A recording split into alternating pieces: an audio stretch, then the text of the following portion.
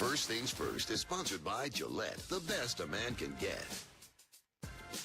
Welcome back to First Things First. We're now joined by Chris Canty. Hey, Chris. Hey, Good Jenna. to see you, Nice big to man. see you. How are you, bro? Nice I'm weekend? good, brother. Great weekend. Good. What about like you? to hear that. Yes, I had a sick kid at home, but Chris, you don't need to hear that. Chris We'll talk about Canty's it. out here. Last week when he was here, we showed him opening up a school. Yeah. This weekend, he's out there hanging out with kids of the Police Athletic League. Yeah, Chris we had Canty our- is here You're a giver, improving Chris. the New York community. I'm a man of the people, man. I'm the people's champ, man. Also, listen, bruh.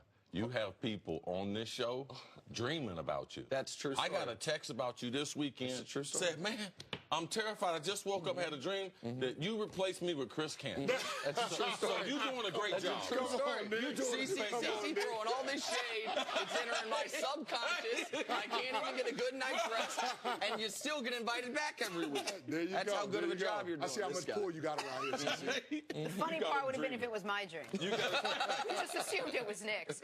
All right, let's talk about that Eagles game, Chris. In a matter of seconds, the Eagles went from fly, Eagles, fly to cry, Eagles, cry. They beat the Rams 43-35, but they may have lost their quarterback and the potential league MVP for the season with what doctors fear is a torn ACL. Happened in the third quarter after diving into the end zone for a touchdown that was ultimately called back. Here is Carson Wentz's head coach, still holding out hope. Until I know more tomorrow on him, you know, it's hard to say. But listen, there's a lot of leaders on that football team right now, and you saw it tonight. Listen, before this happened, maybe now even, this Eagles team was on a direct course, seemingly, through the postseason, to the conference championship, probably to the Super Bowl. I'm curious to know where you think things might have changed at all with Carson Wentz out. Well, the Eagles won the NFC East, so they're going to have the opportunity to host a home playoff game. They're probably good enough to win 2 of the next 3 with Nick Foles as their quarterback. It's a guy that has experience as a starter, a winning record as a starter in this league. 2 of the next 3. 2 of the next 3. He's Okay. good enough to do that because of the supporting cast, the skill position players, and, of Yep. course, that defense. Didn't look great yesterday, but the defense during the course of this season has been consistent in their ability to stop the run and get after the quarterback. So I still like this Philadelphia Eagles team to get in. You got the potential to win a playoff game depending on who your matchup is, but that's about it. They're not going anywhere fast. They're not going to the Super Bowl. They're not going to go on a run. Nick Foles is not Jeff Hostetler. It's not going to happen for the Eagles this year. Because when you look at the landscape of the NFC playoff picture and you look at the potential quarterbacks he's going to have to face off with, you wouldn't favor this Eagles team going up against any of those quarterbacks coming out of the NFC South. You wouldn't favor them against the Seattle Seahawks either. Maybe against the Minnesota Vikings they could win a game, but Minnesota looks like it's going to be a top 2 seed, so that would be down the line in the postseason. You would think about favoring them against the Los Angeles Rams because the Rams have a young quarterback. But other than that, you're not favoring them against any of the other playoff teams in the NFC. The reason why I disagree with you, I disagree with Nick earlier, is because their offense and defensive line, especially their defensive line. The offensive weaponry that they faced yesterday with the Rams, there's no one who has those type of weapons left in the NFC. You can go down the list. The Vikings don't have it. They match up well with the Vikings.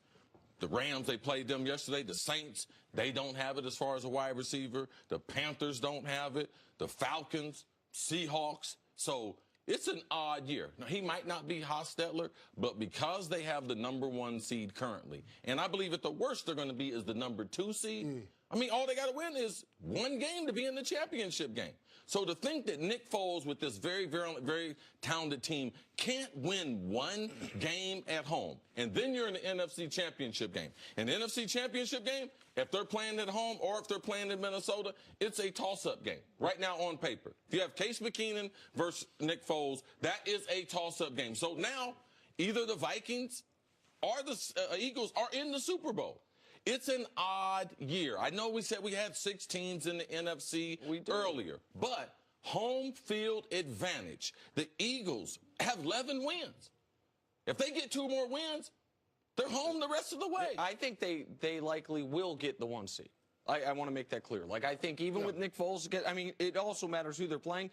They got the Giants this week, and then they have home games against Oakland and Dallas. Now, Dallas will be back at full strength. That could be a really tough game, but they could have their 2 wins prior to that. But you mentioned one thing that I'm not certain about. You mentioned their offensive and defensive lines. I know the D-line's great, no question about it. I know the offensive line is extraordinary run blocking.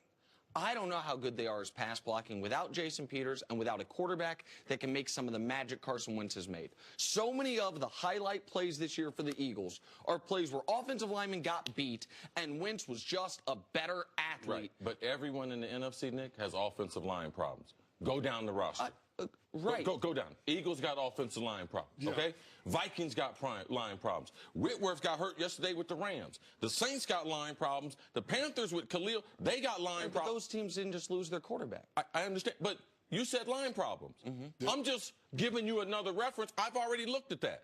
There's line problems through the NFC. So we can just agree to that. Absolutely. Carolina as well, yep. But, CC, you can't be dismissive of the experience from the quarterback position in the postseason. And that's why I bring up those quarterbacks in the NFC South. That's why I bring up Russell Wilson in this conversation. Because at some point in the postseason, you know how the game changes. The way that you play football in the postseason is different. The speed is even different. Experience matters at the quarterback position. Your quarterback's going to have to line up and make a play and make a throw to help your team sustain a drive. And that's what Nick Foles did yesterday. He did that yesterday. He did that yesterday. We know he can do it in the regular season. I don't know that he's capable of doing it in the postseason. Right, and that's against a those legitimate. Anyone can say that, right? We said that about Dak last year.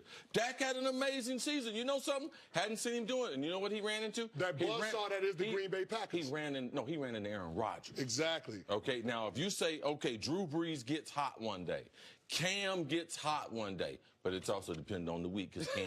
It's a Wednesday. It's every other Thursday that ends. You get one of those veteran quarterbacks. But I'm just telling you, I've looked at the matchups. This team matches up. You got to get beyond the quarterback. The reason why the Vikings got 10 wins, not because the quarterback, because they got a good team around the quarterback. Let me ask you one quick question before we move on, because we've talked about how when Zeke's out for the Cowboys, the different ways defenses match up. They're no longer putting 8 in the box. They are able to play the pass soft. Like, there's a lot of things that happen there.